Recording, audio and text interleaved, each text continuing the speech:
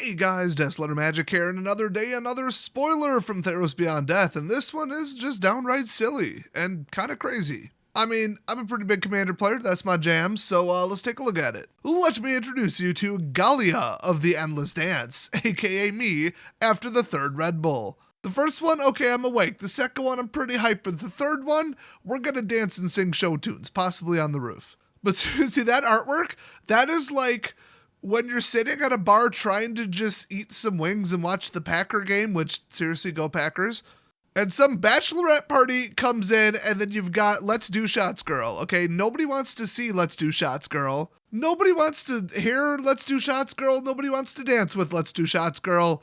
But damn it, she's gonna put her fist in the air and say, let's do shots. The piercing, high-pitched, unnecessarily loud request to constantly do way too many shots, which, I mean, ironically to me is any, because I don't drink alcohol. You know she's gonna put her, like, vegan, soy, gluten-free boyfriend in a headlock, which will take him away from him typing on his typewriter that he brought with him, and be like, yeah, pour her another one! Everybody else in the bars is ignoring her and just silently being like, oh my gosh, shut up! Yeah, that's this card. That's Galia right here. But seriously, my antenna can't pick up the game worth of crap from where I'm at, which is very odd. So I'm probably going to have to watch the game at the bar tomorrow. And if Let's Do Shots Girl comes in, I'm going to be like, oh, you must be Galia. And she's going to be like, what? Who's that? And I'm just going to be like, haha, subtly laugh to myself because I'm the only one who gets the joke. I should probably read the card. I hate this card. I hate everything about it. So, I mean, pretty much par for the course at this point.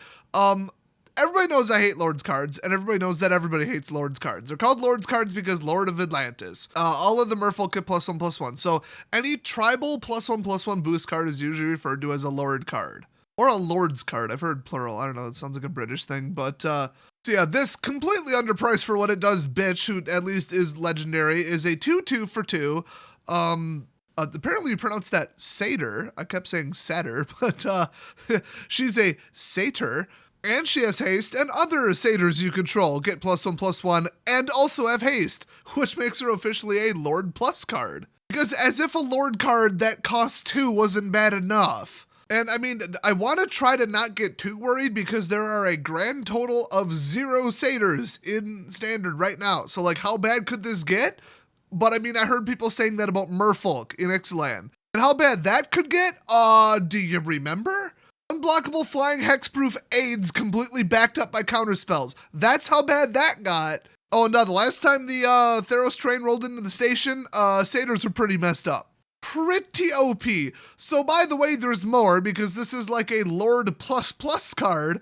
Whenever you attack with 3 or more creatures of any type, hello, you may discard a card at random, which is hilarious. I love doing that. And if you do, draw 2 cards. And of course, the flavor text is there's no success like excess. So in other words, let's do shots. So I can't believe that they finally pulled their head out of their ass long enough to make a Lord card legendary after they completely screwed it up for about 2 years straight. Like, look at literally any of them printed in the last 2 years. I would dare say none of them are legendary. I'm not actually going to check because, you know, effort and stuff.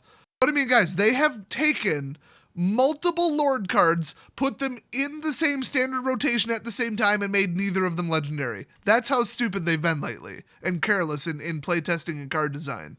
Okay, if you're gonna boost all of your overpowered tribals, that is your entire deck, and they all have special abilities anyway, and then you got bullshit like, you know, haste and draw effects on top of it, maybe, you know, limit 1 per person here. You get +1/+1, but that's it. Because +2/+2 would be absolutely broken and overpowered. I mean, they finally realized that.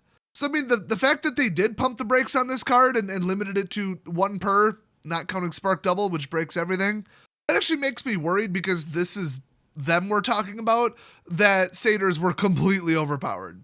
So buckle up and prepare for that. But I mean, if you're not running an anti-creature deck, you're going to lose. I mean, we've got this followed immediately by IKEA or whatever the hell it's called, where it's all creatures. And you better be able to like exile god cards or you're going to lose. So yeah. So on the flip side, trying to win with creatures is probably not a very good idea. And I think we're going to see a lot of multi-target kill spells because that's what Standard has been missing for like a year and a half now. Not counting a fully symmetrical board wipe, because duh, that's a board wipe. It's a completely different card, kills your side too. I think we have one multi-kill card. Oh, two, which is whatever, -3. But a true kill card, it's the Black Finale card. That's it. I can't think of one other card that takes out more than one target, like consistently. And for the record, the Theros block had that. So our Satyr's dead on arrival, hopefully.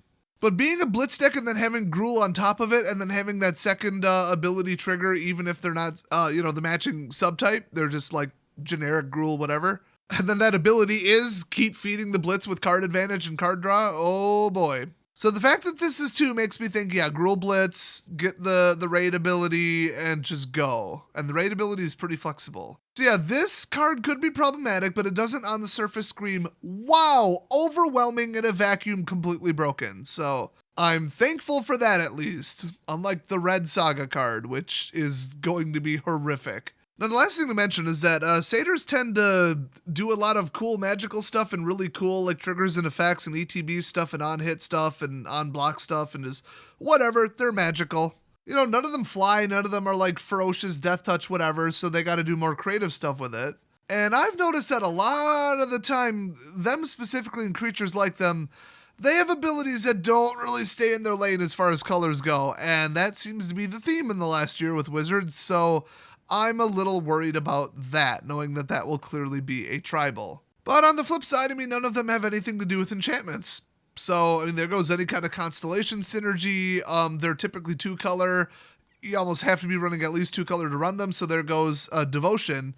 Well, there's the 2 main mechanics, so, I mean, I have my doubts about them being playable. I think that is through the sin as, oh, an interesting character, and oh, look, they're from Greek mythology. Nobody serious will actually play this deck.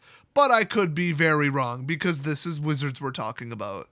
So, thanks for watching. Don't forget to subscribe for more spoilers and other cool content, and I will see you guys next video.